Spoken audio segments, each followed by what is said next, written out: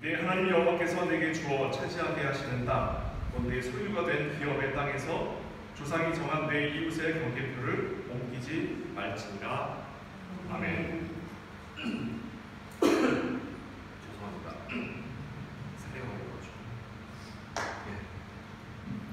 오늘 본문 말씀은 짧습니다. 짧지만 아주 임팩트가 있는 말씀입니다.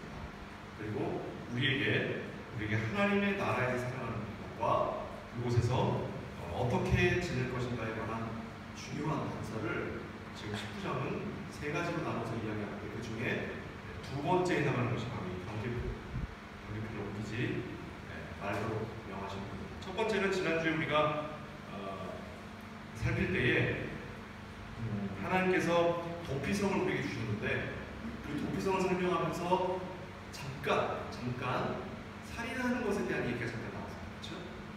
고의로 살인하는 것과 우발적으로 살인하는 것에 대하여 이야기하고, 우발적으로 살인하는 경우가 구원을 얻고 고의로 살인하는 경우에는 반드시 죽임을 당하게 되는데, 그럼에도 불구하고 고의로 살인하는 살인자인 우리를 하나님께서 다만 육체의 대제사장보다 더 뛰어나신 예수 그리스도께서 십자가에 죽으시고 부활하심으로 고의로 살인을 저지르고 있는 우리조차도 구원하시는 하나님의 능력, 그리고 그리스도의 구원의 내용에 관하여 우리가 살펴봤습니다. 그래서 살인이 잠깐 나왔죠. 오늘은 도둑질에 관한 얘기입니다. 도둑질. 그리고 다음 주에는 또 거짓 증거에 관한 얘기입니다. 살인과 도둑질과 거짓 증거 많이 들어본 얘기죠. 십계명에서 우리 사람 간의 관계에 관한 이야기를 다룰 때에 이미 선포의 말씀으로 이야기하는 출애굽기 20장과 신명기 5장에 나오는데, 오늘 신명기 19장에서는 그 내용에 대한 구체적인 사례, 좀 세부적인 내용을 이야기하면서 이 도둑질이라고 하는 것이 무엇이며 도둑질이 얼마나 심각한 것이고 이것으로부터 우리가 어떻게 하나님의 은혜를 입을 것인가에 관한 내용을 오늘 살펴보도록 하겠습니다. 하나님께서 우리 살인을 저지르는 자들이 어떤 거였죠? 미움이라고 하는 마음을 가지고, 분함이라고 하는 것, 억울함이라고 하는 것, 이 억울함을 풀어줬으면 하는 그 마음 자체가 이미 우리가 마음속에 살인이라는 걸 품었다고 했습니다. 그래서 그 살인이라고 하는 마음은 이미 마음으로 지은 죄이기 때문에 세상 법으로는 다스릴 수가 없습니다. 그렇죠? 세상 법은 우리가 인간의 인권이라고 할 때에는 어떤 권리를 가지고 있는 거냐면 죄 지을 권리까지 가지고 있는 거예요. 그러니까 죄를 지을 수 없도록 사전에 차단해버리는 건 인권 침해에 해당합니다. 재밌죠? 그렇게 생각해 볼 수가 없죠. 사실은 그거예요, 사실. 자, 그런데 하나님의 법은 마음에 품는 것조차도 허용치 않습니다. 왜냐하면 하나님은 마음을 헤아리시는 거죠. 그래서 세상 법과 하나님의 법은 그 다루는 대상과 이유와 그 내용에 대해서 전혀 다른 성격을 하고 있습니다. 비슷해 보이죠? 그러나 전혀 다릅니다. 살인에 관하여 그래서 하나님께서 우발적인 살인과 고의로 행하는 살인을 나눠서 이야기하셨고, 심지어는 그 고의로 행하는 살인조차도 하나님의 구원의 능력, 십자가로서 우리에게 용서와 위로와 구원을 부각하셨습니다. 이제 오늘 도적질이라고 할 때에도 마찬가지로 도적질이 우리가 세상에서 이야기하는 도적질과 성경에서 이야기하고 있는 도적질이 같은 단어가 같은 내용인 것 같지만 그 깊은 의미는 또 다른 성격을 갖게 됩니다. 우리가 소위 도둑질이라고 하는 것은 기본적으로 내가 결핍한 것을 채우려고, 내가 부족한 것을 채우려고 못 가진 사람이 가진 사람의 것을 빼앗는 것을 도둑질이라고 생각합니다. 이걸 얼마나 세상에서 싫어하냐면 법으로 그걸 차단했는데도 불구하고 그 법으로 그거를 막지 못하는 경우에 뭐라고까지 하냐면 빨갱이나 좌파라는 단어가 있습니다. 빨갱이나 좌파라는 게 무슨 뜻이냐면, 제가 이게 무슨 뜻인지 도무지 이해를 못하겠어서 연구를 해봤을 때 빨갱이나 좌파라는 게 뭐냐면 못 가진 놈이 내가 가졌다고 이걸 부러워해서 그걸 빼앗으려고 하는 권세, 능력, 재산, 지위 이거를 못 가진 놈들이, 못 배워먹은 놈들이, 학교 다닐 때 놀고 공부도 안 하는 놈들이 그때 내가 열심을 다해서 공부해갖고 지금 이 지위까지 올라왔는데 그걸 뺏으려고 하는 거예요. 그런 사람들한테 빨갱이나 좌파란 말을 쓰더라고요. 네. 이게 무슨 말이냐면 뭐 다른 의미를 갖고 있어도 괜찮습니다. 제가 이렇게 이해한 이유는 뭐냐면 세상은 기본적으로 못 가진 사람이, 가질 자격이 없는 사람이 가진 사람들의 것들을 요구하고 뺏으려고 하는 걸 굉장히 싫어합니다. 그래서 법도 도둑이라든가 뭐 이런 것들에 대해서 그런 의미를 부여하고 있죠. 사실 그런 것들은 이미 지난주에 우리 살린 것처럼 살인하지 말라라고 하는 것에 포함됩니다. 그냥 내가 못 가진 것에 대한 억울함을 가진 사람을 뺏고 저 사람을 다치게 함으로써 내가 그 억울함을 푸는 것. 세상에서 도둑질이라고 하는 건 사실은 성경에서는 살인에 해당하는 범죄예요. 그 도둑질은 뭐냐면 가진 자가 못 가진 자의 것을 뺏는 것을 도둑질이라고 합니다. 성경에서. 자, 그게 뭐냐면 오늘 본문 한번 보시죠. 다시 보겠습니다. 14절.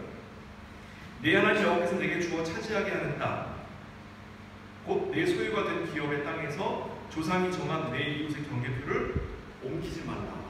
이게 무슨 말이냐면 가나안 땅은 이스라엘 백성들이 그곳에 살면서 대대로 살면서 가진 자가 물건을 만들어서 팔고 그걸 돈 주고 사는데 못 사게 되면 땅을 내어주고 팔고 하면서 거래를 하면서 서로 자연스럽게 그 재산이 형성된 곳이 아니에요. 가나안은 어떤 곳이냐면 애굽이라고 하는 전혀 다른 땅에서 이스라엘 백성들을 데리고 나와 가나안 땅으로 들여보냈습니다. 그러니까 이들은 모두가 다 동등한 입장에서 그 땅으로 들어가는 거예요. 그래서 어떻게 나눴냐면 제일 먼저 12지파에게 지파별로 땅을 나눴어요. 그리고 그 지파에 속한 가족들이 있을 거 아닙니까? 그렇죠? 각 가족당 지파에게 주어진 땅들을 또 세 분에서 나눴어요. 성경에는 자세하게는 안 나오지만 그 예가 하나 나오죠. 슬로보아시라고 하는 가족의 이야기가 잠깐 나와요. 그러니까 그것처럼 한 가족에게 땅들을 나눠줍니다. 심지어 재산 상속권이 없는 딸들밖에 없는 그 슬로보아시라고 하는 딸 부잣집은 재산을 어떻게 분할할 것인가에 관한 얘기까지 자세하게 나와요. 그러니까 이 땅들은 하나님께서 가나안 땅을, 이스라엘 백성들이 가나안 땅을 들어가기 이전에 이미 그 땅들이 배분이 된 거예요. 자, 그런데 사람이 사는 게 꼭 그렇습니까? 살다 보면 내가 채무가 생기고 채무를 갚지 못합니다. 땅으로 대신 갚아야 돼요. 하는 일이 생기죠. 1, 2년은 뭐 길어봐야 10년 정도는 처음 주어진 땅에서 머리가 좋은 사람은, 농사에 대한 기술이 있는 사람은 농사를 잘 짓겠지만 그렇지 못한 사람은 농사를 못 지니까 옆집에서 생산한 걸 좀 얻어 먹어야 될 거 아니에요. 처음엔 얻어 먹지만 나중에 돈 주고 사 먹어야지. 그러다가 안 되면 내가 땅의 경작을 잘못하니까 내 땅 반 띄워줄 테니까 경작하시고 거기서 음식을 좀 나눠주세요 하고 이런 일이 생기죠. 그러니까 그걸 방지하기 위하여 하나님께서 정하신 법이 안식년과 희년이에요. 안식년과 희년. 7년에 한 번씩, 또 49년에 한 번씩 원래 땅 주인에게 그 땅을 돌려주는 하는 일이 벌어진 거죠. 그런데도 불구하고 사람 사는 게 꼭 그렇지만 않다는 말이죠. 그렇죠? 살다 보면 사람을 죽이기도 하는 거예요. 살다 보면 억울하게 죽기도 하는 거고, 살다 보면 남의 땅에서 뭔가 좀 가져오고 싶은 거죠. 네. 제가 지금 원래는 오능에 살다가 조그만 요만한 땅이 있는 곳으로 이사 보니까 그곳에 뭐가 자라면 그 옆에 있는 땅하고 우리 땅하고 분명히 법적으로 정해져 있을 텐데 이게 애매하단 말이죠. 애매한 부분이 있어요. 우리가 선이라고 하는 거, 정선면, 우리 인문계 말고 공대 다닌 분들은 더 잘 아실 텐데 인문계는 몰라요 이게 뭔지. 점하고 선하고 면은 있음입니까? 아니면 그냥 개념입니까? 예? 모르세요? 점이라는 게 세상에 있어요. 점이 뭡니까? 점은 두께와 면적을 가지면 돼요? 안 돼요? 안 되죠. 그런 게 있어요. 내가 점을 찍음과 동시에 이미 두께와 면적을 갖잖아요. 그 점은 개념이에요. 선은 뭐가 있으면 안 돼요? 점하고 마찬가지죠. 면적이 있으면 안 되죠. 이것도 두께가 있으면 안 되죠. 선을 그으면 얘는 두께가 있습니까? 없습니까? 원래는 없어야 되는데 펜으로 그으면 잉크가 번진 것만큼 면적이 있잖아요. 우리 인문계 이해 못해요. 우리 인문계는 그냥 이러고 계시면 돼요. 더 심각한 건 면적이에요. 면이라는 건 있어요? 없어요? 아니 점하고 선이 없는데 점하고 선으로 만든 면이라는 게 있을 수 있어요? 없어요. 이건 개념입니다. 개념이에요. 마치 뭐랑 똑같으냐면 여러분 해안선이라는 거 아세요?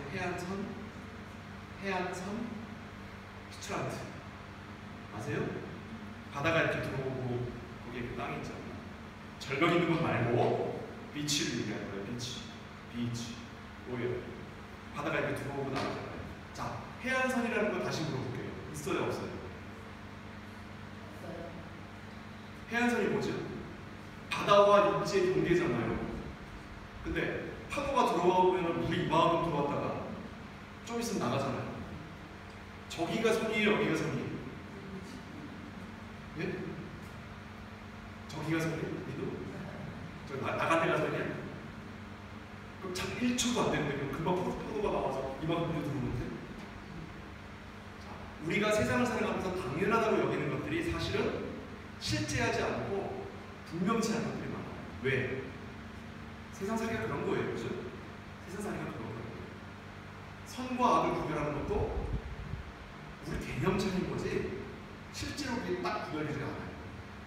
딱 구별되지 않습니다. 자, 그렇기 때문에 의도적으로 우리가 민우가 얘기한 것처럼 저기가 해안선이야 하면 아니라고 얘기할 사람이 없어. 거기까지가 내 땅 해버리면 되는 거예요.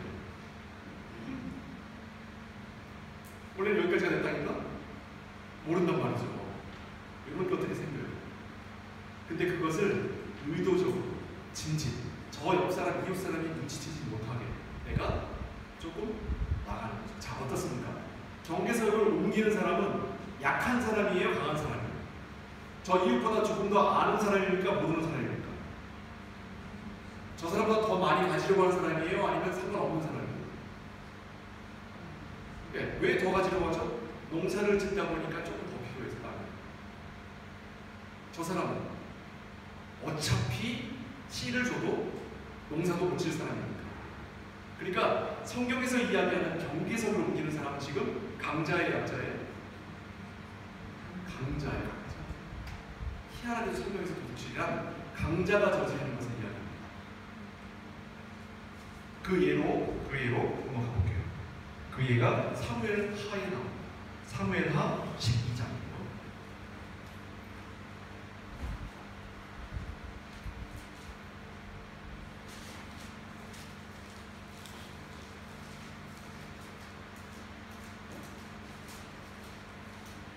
(12장) 1절부터 8절까지 말씀입니다.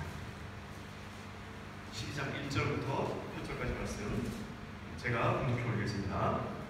여호와께서 나단을 다윗에게 보내시니 그가 다윗에게 가서 그에게 이르되 한 성읍에 두 사람이 있는데 한 사람은 부하고 한 사람은 가난하니 그 부한 사람은 양과 소가 심이 많으나 가난한 사람은 아무것도 없고 자기가 사서 기르는 작은 암양 새끼 한 마리뿐이라.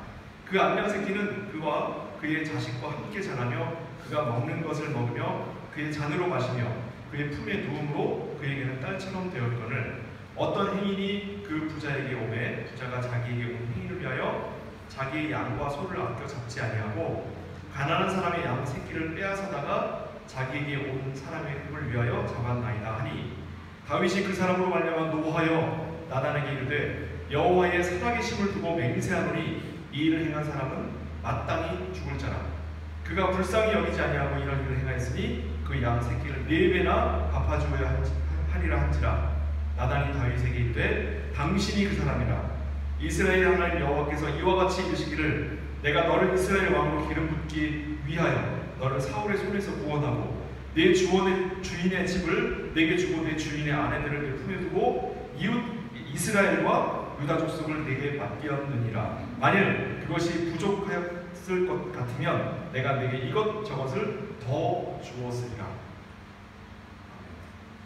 자, 보세요.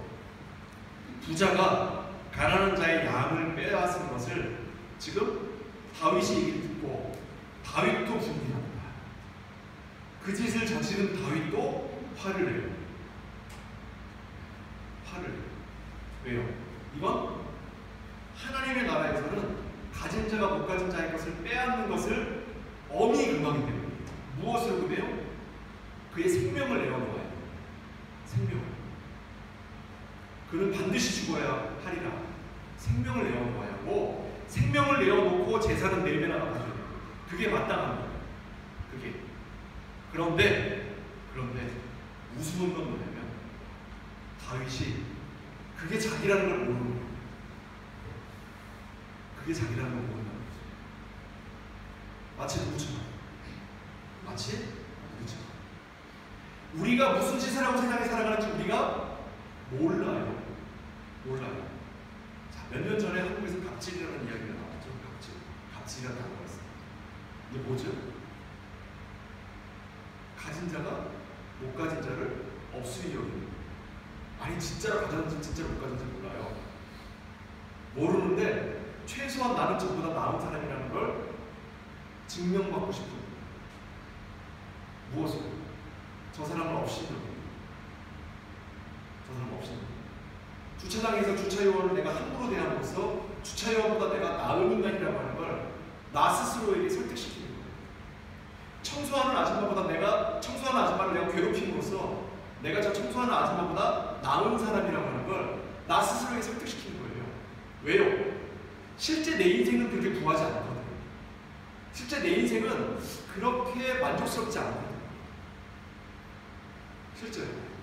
근데 누군가를 내가 깔보고 그 사람을 밟음으로써 내가 저 사람보다 나은 사람이다 라고 하는 것에 대한 자기 만족을 하는 거죠. 제가 고등학교 시절에 학교에서 이제 클럽 활동을 좀 했었어요. 대학교 가기 전 고등학교 진짜 시간에 했던 거죠. 그래서 클럽 활동을 했는데 클럽 활동 되게 하게 했었어요. 그 중에 하나가 뭐였냐면 사회봉사 같이 했었는데 가난한 고아원이나 맹아원 이런 데를 방문해가지고 고등학생이 돈이 없잖아요. 놀아주는 거예요. 아이가 놀아주고 같이 이야기해주고 그런 거 했는데 우리가 갈 때마다 이상하게 우리 그룹 중에 옷을 특별하게 입고 오는 거예요. 여자인데 그날따라 미장원 들었던 그날따라 빨간색 원피스를 입고 오지. 아니 우리가 평소에 입고 있는 옷보다 우리 때는 교복을 안 입어가지고 옷들이 좀 이제 자유로운 옷을 입어서 옷을 어떻게 입느냐도 좀 관심이 많았어요. 근데 평소에 입던 옷보다 그런데 봉사하러 갈 때는 옷을 좀 허름하게 입고 가요. 왜냐면 그 사람들 불편하지 않게 하려고. 선생님도 그렇게 이해를 하시고. 그런데 이 친구는 반대로 봉사하러 갈 때 가면 꼭 옷을 특별하게 입고 가요. 처음에는 저도 몰랐어요. 친구들이 점점 제 이상해 하면서 얘기를 합니다. 나중에 알고 봤더니 그 친구의 열등감이 있어요. 다른 애들에 비해서 자기가 가난하다는 거에 열등감이 있어요. 그러니까 그런 봉사활동을 할 때 자기가 그렇게 입음으로써 자기 만족을 꾀하려고 하는 본능이 살아나는 거예요. 그때 우리가 어릴 때는 몰랐습니다. 걔가 왜 그러는지 몰랐어요. 근데 나이가 들면서 그 친구가 이해가 되더라고요. 얼마나 힘들었습니까? 이런 마음이 우리에게 있다는 거죠. 우리에게. 그리고 그런 마음이 뭐라고요? 그런 마음이 도둑질. 그게 왜 도둑질이냐? 훔치지 않았는데. 아까 얘기했죠?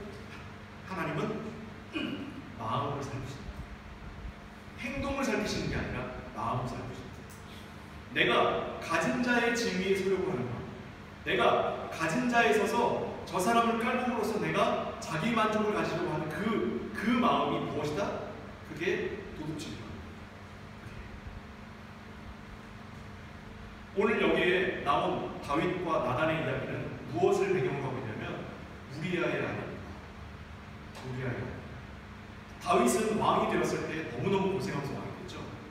그는 하나님께서 기름 부어주셨어요. 그런데도 불구하고 그가 기름 부음 받자마자 바로 왕이 된 게 아니라 그냥 목동으로 살고 있었어요. 근데 적이 쳐 들어왔습니다. 적에게는 골리앗이라고 하는 괴물이 있는데 이 골리앗이라고 하는 사람이 소리만 질러도 무서워서 이스라엘 백성들이 가게 덤비십니다.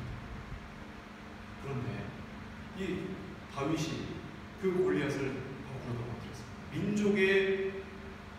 민족의 보호자가 됐고 국가의 영웅이 되었습니다. 근데 민족의 보호자가 되고 국가의 영웅이 되었음에도 불구하고 왕에게 미움받아 도망다니는 사람, 목숨이 위태로 와서 산속에 숨어 살아야 돼요. 자기가 가지고 자기가 누릴 수 있는 모든 것들을 다 빼앗김을 당하고 그는 억울하게 도망다니면서 살았어요. 그런데 마침 자기에게 기회가 옵니다. 왕이 잠들었고 왕을 지키는 파수꾼도 잠이 들었어요. 내 손에는 칼이, 저 왕을 죽이면 이 고난으로부터 벗어날 수 있을 것 같은데 이거 되돌립니다. 왜요? 하나님께서 세우신 왕을 내가 함부로 해할 수 없다. 그런 마음을 가지고 내가 피해를 입고 내가 억울한 누명을 써서 도망을 다니는 신세를 하더라도 나를 괴롭히는 저자를 내가 해하지 않고 저를 내가 존중하는 것으로 내가 악을 선으로 갚으면서 이 땅에 이렇게 고생해서 하나님께 은혜를 입어 왕이 되었는데 이제는 이 정도는 돼도 되는 거 아니야? 하는 마음이 들겠습니다. 이 정도는 내가 가져도 되는 거 아니야? 내가 여태까지 얼마나 고생했는데 내가 하나님의 이름으로 하나님의 명예를 위하여 하나님의 영광을 위하여 내가 얼마나 피땀 흘려 나의 고생을 하나님께 내어드렸는데 내가 이 정도는 누려도 되는 거 아니야? 남의 것도 아니고 내 부하의 부인인데 심지어 저 여자가 행실이 그렇게 좋은 여인이 아니에요. 그죠? 대낮에 자기 발코니에다가 불을 떠서 거기서 목욕하는 게 그게 행실이 없고 윗집에서 내려다보고 있는 저 정도는 내가 타도 되는 거 아니에요? 그래도 남편이 살아있을 때 내가 취하면 안 되니까 그 남편을 죽여주고 깨끗하게 해결하고 아내를 취했잖아. 이 정도는 하나님이 눈 감아줘도 되는 거 아니에요? 이게 뭐라고요? 이게 도둑질이라고.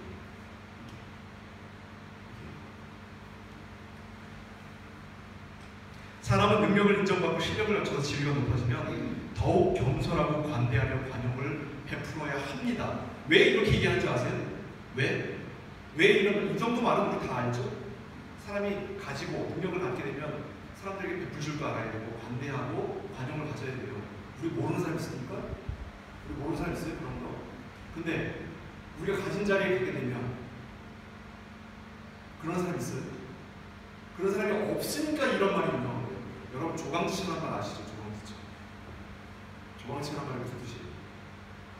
어려울 때 함께했던 아내, 그죠? 어려울 때 함께했던 아내. 지금 내가 부유한 위치에 가는 그 아내를 어떻게 해야 되죠? 존귀히 여겨야 되죠. 근데 이 세상의 모든 남자는 예외가 없진 않겠죠? 예외가 없진 않을 거예요. 예외가 없진 않겠지만 대부분의 남자는 자기가 지위를 갖게 되면 제일 먼저 뭐부터 해요? 외도부터 해요. 그거에 달려들면 버리는 거예요.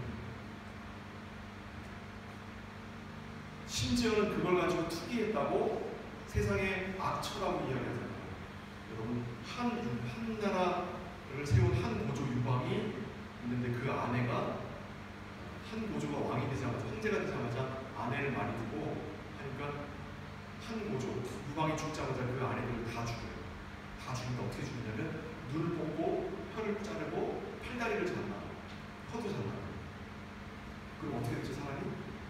그걸 다 수술해서 보호하고 해요. 그러면 못 움직이잖아요. 말도 못하고 보지도 못하죠.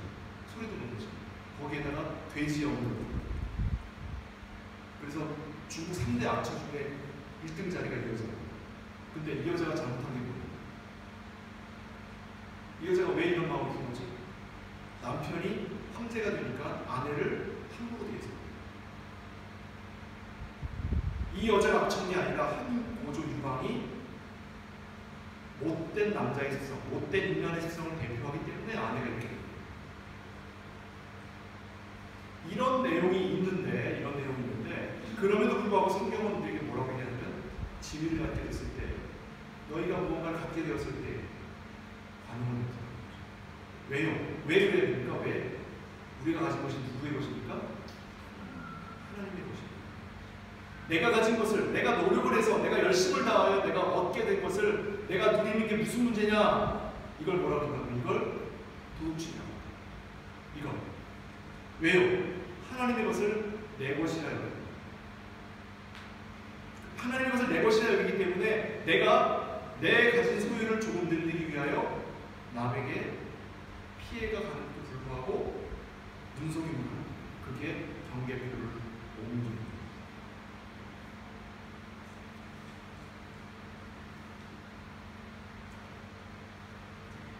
아까 읽은 사무엘하 12장 7절과 8절 말씀 한번 보세요. 나단이 다윗에게 이르되 당신이 그 사람이라 이스라엘의 하나님 여호와께서 이와 같이 이르시기를 내가 너를 이스라엘 왕으로 기름 붓기 위하여 너를 사울의 손에서 구원하고 다윗이 볼 때는 내가 사울의 손으로부터 고난 당했기 때문에 내가 이 고난을 이겨내고 내가 하나님 말씀을 어기지 않았기 때문에 이 자리에 올라왔다고 생각이 들었겠지만 하나님은 뭐라고 말씀하시죠?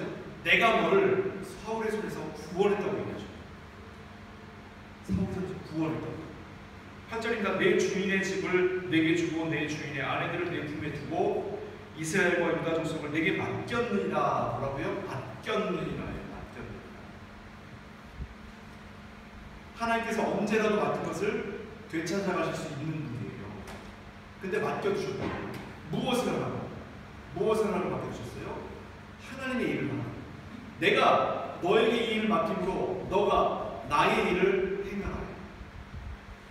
하나님의 일이 무엇입니까? 하나님의 일이 무엇이죠? 아까 우리 시편 읽을 때 얘기했잖아요. 하나님의 일이 뭐예요? 하나님이 우리의 하나님이 되시고 우리가 하나님의 백성이 되게 하는 일이 하나님이 하시는 일이에요. 그 하나님의 일을 위하여 하나님이 하나님 되시는 일을 위하여 우리가 하나님의 백성이 되는 일을 위하여 하나님이 교회를 사랑하시는 일을 위하여 교회가 하나님의 사랑하는 집이 되는 일을 위하여 내게 맡겨둔 그것을 최선을 다하여 사용하는 어떻습니까? 우리 주신 하나님의 교회가 뭐라고요? 첫째는 뭐? 내 가족이죠. 가족을 위하여 여러분들이 가지신 재산을 아끼시면 안 됩니다. 그걸 아끼는 건 그건 아주 패역한 자입니다. 가족을 위하여 가장 먼저 사용을 하셔야 돼요. 그리고 나아가 내가 속한 교회와 내게 허락된 이웃들과 나와 함께한 모든 나의 지인들을 위하여 내가 하나님께 허락받은 것들을 사용합니다. 이것이 곧 하나님의 일입니다. 그 일에 대하여 내 것을 챙기는 것, 이것이 도둑질이라고요. 이게 하나님께서 인간을 창조하시고 인간에게 세상을 맡기신 청지기로 삼으신 청지기의 원리, 파수꾼의 원리. 이게 파수꾼이나 나무를 저희 이단들이 사용하기 때문에 굉장히 조심스럽긴 하지만 이 파수꾼이나 나무는 적이 쳐들어오는지 이렇게 성에 서서 이렇게 감시하는 사람이잖아요. 그들이 잠이 들면 아까 이야기했듯이 사울왕이 죽음으로 노출돼요. 깨어있어요. 근데 하나님께서 그를 파수꾼으로 삼으셨을 때에는 무엇을 위하여 파수꾼 삼으셨다고요? 하나님이 주신 것들을 하나님의 일을 위하여 사용하는 하나님께서 맡기셨다. 말씀 하나만 더 찾겠습니다. 골로새서입니다. 골로새서 3장 1절에서 5절까지 시작 성경으로 갑니다.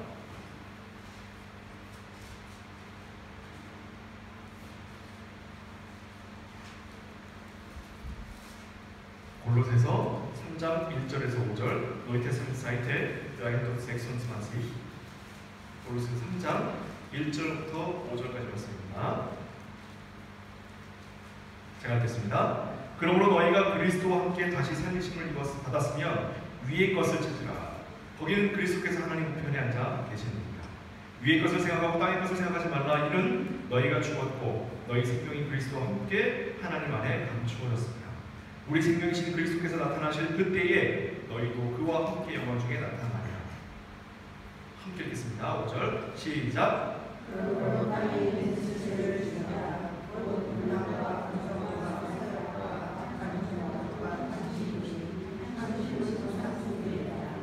30은 우상숭배. 탐심이 뭐예요? 자, 따라하겠습니다. 탐심은 하나님이 내게 맡겨두신 이상의 것을 가지려고 하는 것. 탐심은 하나님께서 내게 맡기신 이상의 것을 가지려고 하는 거예요. 내게 맡기신 게 뭔데요? 내게 맡기신 게 뭐죠? 지금 내가 살아가고 있는 나의 삶이에요. 나의 삶. 근데 나의 삶에는 별로 필요치 않은, 나의 삶에는 꼭 필요하지 않은 무언가를 탐하는, 무언가를 탐하는. 아니, 자기가 F1 레이서예요. 왜 포르쉐나 이런 걸 탐해요? 왜? 자기가 무슨 레이서 할 거예요? 자기가 무슨 패션 모델 할 겁니까? 왜 명품 옷에 이렇게 눈이 확 뒤집어져요? 왜? 자기가 무슨 퍼스트 레이디 할 거예요? 왜 명품 가방에 이렇게 눈이 돌아갑니까? 왜? 자기가 기업 총수를 할 거고 나라를 대표할 뭐 장관이 될 거예요? 왜 멋있는 그 옷에 막 여기 내주가 뭐 이런 거 왜 탐내니까 왜? 왜? 특정 브랜드 진짜 죄송합니다. 다 붙으시는 건 아니에요. 탐한다라고 하는 건 내게 주신 것 이상의 것에 대하여 내가 가지려고 하는 거예요. 누가? 하나님이 내게 주신 거예요. 왜 하나님께서 지금 내가 누리고 있는 걸 주셨을까요? 왜? 이거를 하나님의 일을 위하여 사용하라고 주신 거예요. 하나님을 위하여, 하나님의 일을 위하여 사용하는 방법은 많겠죠. 갑자기 또 이 말 들었다고 또 목사님 어떻게 제 집을 팔아다가 교회에 주지?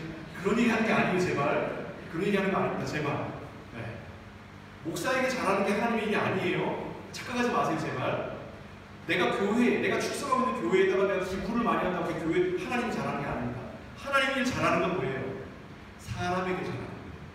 내 이웃에게, 아무것도 아닌 것 같은 사람들에게, 구걸하는 사람들에게, 내 도움이 필요로 하는 사람들에게, 아픈 사람에게, 온전치 못한 사람들을 위하여 사용하는 것이 하나님의 일을 위하여 사용하는 거예요.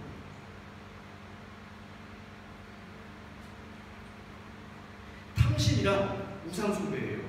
그리고 경계표를 옮기는 건 도둑질입니다. 그러면 경계표를 옮기는 건 무엇 때문에 하는 짓이죠? 그렇다면 도둑질은 곧 뭐예요? 우상숭배 아닙니까? 여러분, 하나님께서 정하신 것, 하나님께서 정하신 것 이상의 것들을 내가 가지려고 하는 건 그걸 내게 주신 하나님을 억수히 여기는 일이에요. 하나님이 나한테 주지 않으시면 여러분 누굴 찾아가죠? 무당 찾아가요. 점집 찾아가잖아요. 왜 거기 찾아가죠? 탐심 때문이에요. 왜 찾아갑니까? 하나님이 안 주신다고 생각합니다. 왜 찾아가요? 하나님이 나한테 주신 것이 내가 부족하다고 여겨지니까. 이게 다 하나예요, 하나. 탐심과 거짓과 도둑질과 우상숭배와 하나님께서 가증히 여기시는 것을 내가 섬기는 이 모든 것이 하나라.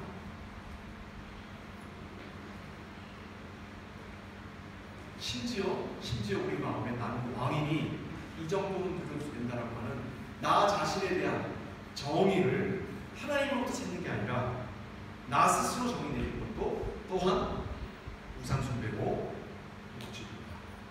다윗이 저지른 건 아니에요. 다윗이 그 일을 저지른 거죠. 하나님을 소유한 백성이 되시겠습니까? 나의 욕심을 채우기 위하여 하나님을 사용하기도 하시겠습니까? 세상 종교는 나의 욕심을 채우기 위한 방법을 줍니다. 동쪽으로 가면 길을 나가는 거예요. 방법을 가르쳐줘요. 그런데 우리 하나님은 하나님 자신을 우리에게 보호해 주십니다. 차원이 다릅니다. 복을 갖기 위해 내가 무엇을 해야 합니까가 아니라 하나님 자신은 내게 복으로 주신 우리 하나님은 우리가 소원하는 것보다 크신 분이십니다. 나보다 더 크신 분이십니다.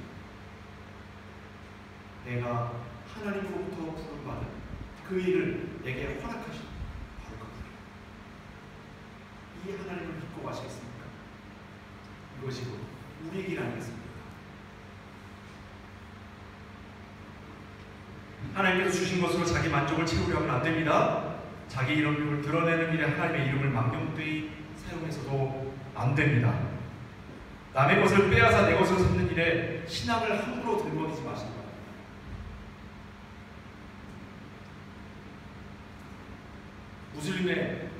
무슬림이 이번에 지진이 오고 무슬림의 땅에 홍수가 와서 수많은 사람들이 죽어나가는 걸 보고 잘 죽었다 하는 그런 헛된 망상에 빠지지 마시기 바랍니다. 제발요. 같은 동시대를 살아가는 저들의 생명과 저들의 구원이 누구에게 맡겨진 거예요? 우리에게 맡겨진 거예요. 여러분, 피눈물을 흘리셔야 됩니다. 그들의 고통에 마음 아파하셔야 됩니다. 그게 우리 이 시대를 살아가는 우리에게 허락된 하나님의 분기시며 하나님의 기억입니다.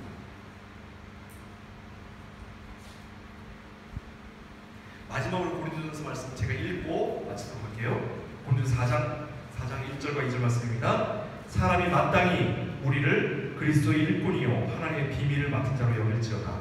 그리고 맡은 자들에게 구할 것은 뭐예요? 충성입니다. 기도하겠습니다. 사랑하는 아버지 하나님, 우리가 하나님의 백성으로 부름받아 하나님으로부터 허락받은 것들을 맡아 두고 있는 자입니다. 무엇보다도 말씀 맡은 자로 이 시대를 살아가고 있고, 무엇보다도 하나님께서 내게 주신 그 정도의 경제적 수준과 그 정도의 사회적 지위와 그 정도의 평안함을 허락받았습니다. 이것은 내가 누리고 살도록 하나님께서 주신 것이 아니라 하나님께서 동시대를 살아가는 이 시대를 슬픔과 눈물과 억압 속에 또 죄와 고통 가운데 살아가는 자들에게 하나님의 말씀의 빛을 비추라고 하나님께서 허락하신 놀라운 은혜의 내용인 것을 우리가 기억하며 하나님의 뜻과 하나님의 말씀을 기억하며 살아갈 수 있도록 인도하옵소서. 참으로 하나님이 주신 것을 하나님의 것이라 인정하며 살아가고 하나님의 일을 맡기신 것을 기쁨과 감사함으로 나아갈 수 있도록 주께서 허락하여 주옵소서. 예수 그리스도로 축복하며 기도하옵나이다.